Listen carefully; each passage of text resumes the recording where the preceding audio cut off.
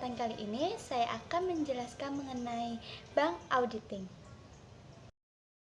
Pada kesempatan kali ini, saya akan membahas mengenai beberapa pokok pembahasan. Yang pertama yaitu mengenai sasaran audit internal bank, yang kedua dimensi bank auditor, yang ketiga mengenai wewenang, tugas, dan tanggung jawab Departemen Internal Audit, dan yang terakhir yaitu mengenai manfaat. Langsung aja ke pembahasan yang pertama. Sasaran audit internal bank. Sebelum membahas mengenai apa saja sasaran dari audit internal bank, kalian tahu apa itu audit internal? Jadi menurut IIA, audit internal adalah aktivitas independen, keyakinan objektif, dan konsultasi yang dirancang untuk menambah nilai dan meningkatkan operasi organisasi. Audit internal tersebut membantu organisasi untuk mencapai tujuannya dengan melakukan pendekatan sistematis, disiplin untuk mengevaluasi dan meningkatkan efektivitas manajemen risiko, pengendalian, dan tata kelola bank. Selanjutnya yaitu mengenai apa itu sasaran audit internal. Sasaran audit adalah kegiatan, aktivitas, program, atau bidang-bidang organisasi yang diketahui atau diidentifikasi memerlukan perbaikan atau peningkatan dalam segi kehematan, efisiensi, dan efektivitas. Sasaran audit internal pada bank itu ada beberapa hal. Yang pertama yaitu untuk meyakinkan bahwa kualitas dan perbaikan yang berkesinambungan selalu terpelihara dan tetap memperhatikan aspek internal, kontrol sistem dengan tujuan untuk mengamankan harta kekayaan, meyakini akurasi dan kehandalan data akuntansi, dan juga mengoptimalkan pemanfaatan sumber daya secara ekonomis dan efisien, serta mendorong ditaatinya kebijakan manajemen yang telah ditetapkan. Yang kedua, itu untuk meyakinkan bahwa risiko telah teridentifikasi dan dikelola secara memadai sesuai dengan kompleksitas kegiatan perusahaan.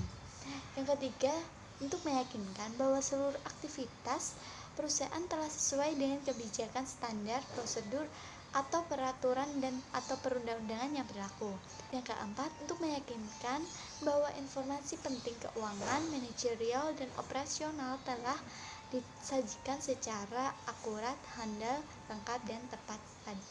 Selanjutnya itu untuk meyakinkan bahwa penilaian atau kecukupan kebijakan dan prosedur yang berlaku memberikan usulan untuk perbaikan dilakukan secara berkelanjutan. Selanjutnya yang keenam, untuk meyakinkan bahwa program-program, rencana-rencana, dan tujuan dapat tercapai secara efektif dan efisien. Dan yang ketujuh, untuk meyakinkan bahwa penilaian laporan profil risiko dilakukan secara berkelanjutan. Dan yang terakhir, untuk meyakinkan bahwa pelaksanaan audit khusus atau special audit apabila diperlukan. Selanjutnya mengenai dimensi bank auditor. Apakah kalian tahu siapa yang menjadi auditor internal pada bank? Nah, auditor internal pada bank itu adalah SKAI atau yang biasa disebut dengan Satuan Kerja Audit Intern. SKAI merupakan suatu unit kerja pada auditor intern dalam industri perbankan yang bertugas membantu direktur utama dan dewan komisaris dengan menjabarkan secara operasional perencanaan, pelaksanaan, dan pemantauan atas hasil audit. Dimensi bank auditor ada dua, yaitu kompetensi dan independensi. Kompetensi merupakan karakteristik yang dimiliki oleh auditor, baik dilihat dari segi keterampilan, perilaku, pengetahuan, sehingga seseorang tersebut dapat melaksanakan tugasnya secara profesional, efektif, dan efisien. Yang kedua yaitu mengenai independensi. Independensi yaitu sikap mental yang bebas dari pengaruh, tidak dikendalikan oleh pihak lain atau tidak tergantung pada orang lain. Independensi juga berarti adanya kejujuran dalam diri auditor dan objektif dalam menyatakan pendapatnya. Selanjutnya adalah mengenai kode etik profesional yang harus dimiliki oleh auditor internal. Ada 4, yang pertama yaitu integritas, kedua kompetensi, Ketiga, kerahasiaan dan objektivitas. Integritas diwujudkan dengan sikap dapat diandalkan, tegas, jujur, dan terpercaya. Yang kedua, menjaga kerahasiaan informasi yang diperoleh dalam pelaksanaan tugas. Yang ketiga, menghindari benturan kepentingan. Yang keempat, mengimplementasi kode etik audit internal. Yang keempat, mengimplementasi kode etik audit internal. Yang kompetensi ini diwujudkan dengan yang pertama, hanya menjalankan penugasan yang sesuai dengan pengetahuan, keterampilan, dan pengalaman dari auditor. Yang kedua, yaitu dengan memberikan jasa audit internal sesuai dengan standar for the professional practice of internal auditing. Dan yang ketiga, harus meningkatkan kemampuan dan efektivitas serta kualitas jasa audit yang diberikan. Kode etik yang ketiga yaitu kerahasiaan. Auditor harus berhati-hati dalam penggunaan dan selalu menjaga informasi yang diperoleh selama menjalankan tugasnya.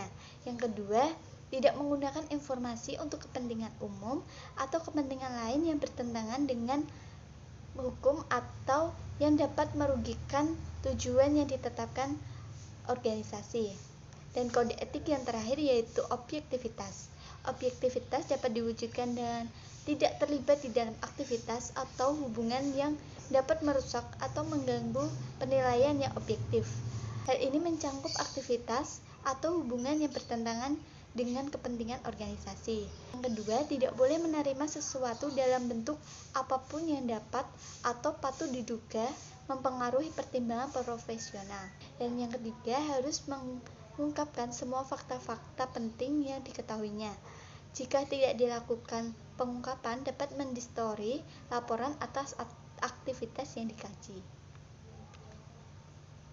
Selanjutnya mengenai wewenang, tugas, dan tanggung jawab Departemen Internal Audit.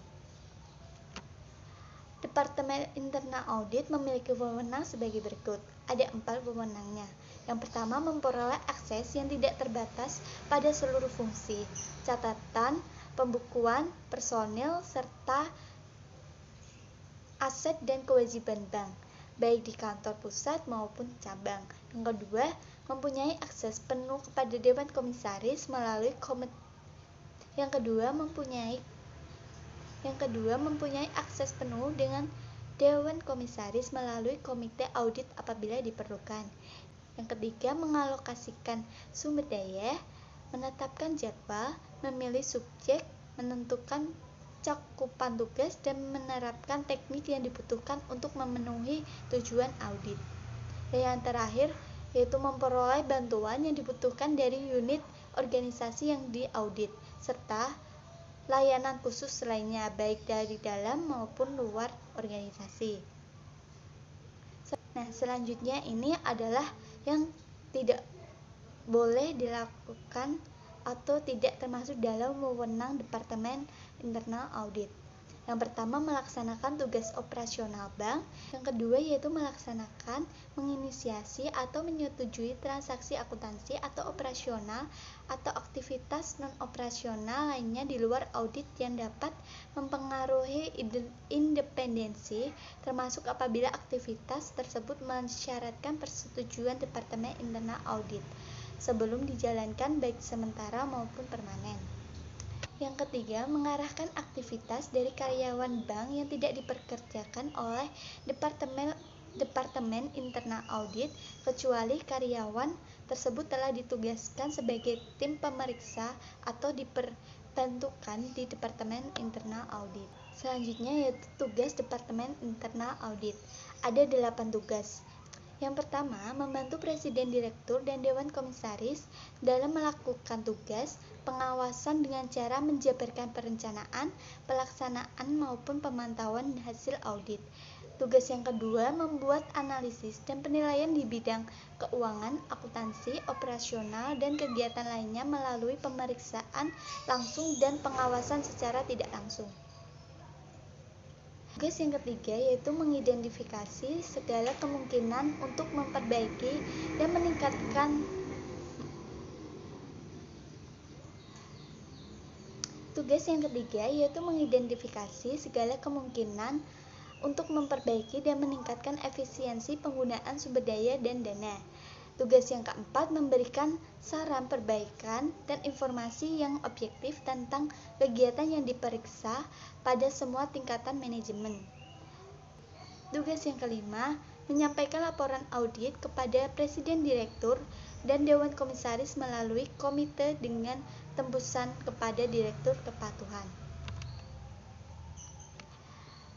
Tugas selanjutnya yaitu memantau pelaksanaan tindak lanjut yang dilakukan oleh pihak yang diaudit atau usulan langkah perbaikan yang telah disetujui.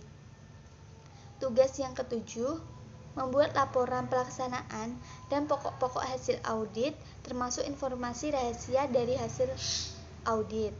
Tugas yang ke-8, membuat laporan khusus atas setiap temuan audit internal yang diperkirakan dapat membahayakan kelangsungan usaha bank. Laporan tersebut harus ditandatangani oleh Presiden Direktur dan Dewan Komisaris. Laporan harus disampaikan segera ke OJK paling lambat 7 hari setelah adanya informasi temuan audit tersebut. Tanggung jawab Departemen Internal Audit. Ada 3 tanggung jawab yang harus dipenuhi oleh Departemen Internal Audit. Tanggung jawab yang pertama yaitu harus membuat rencana audit yang fleksibel dengan menggunakan metodologi audit berbasis risiko, termasuk seluruh risiko dan masalah pengendalian yang teridentifikasi oleh manajemen dan menyampaikan rencana tersebut kepada Presiden, Direktur, dan Dewan Komisaris melalui komite audit untuk dikaji ulang dan disetujui. Demikian pula dengan pengkinian serta periodiknya. Tanggung jawab yang kedua yaitu memastikan kesesuaian fungsi dan aktivitas Departemen Internal Audit dengan standar pelaksana fungsi audit intern bank. Yang ketiga yaitu memberikan saran kepada Presiden Direktur mengenai langkah-langkah perbaikan yang diambil oleh pihak yang diaudit, termasuk mengusulkan langkah korektif dan atau usul pengenaan sanksi apabila perlu atas pelanggaran penyimpangan yang dilakukan oleh pihak yang diaudit. Dengan adanya audit intern, diharapkan perusahaan mendapat manfaatnya.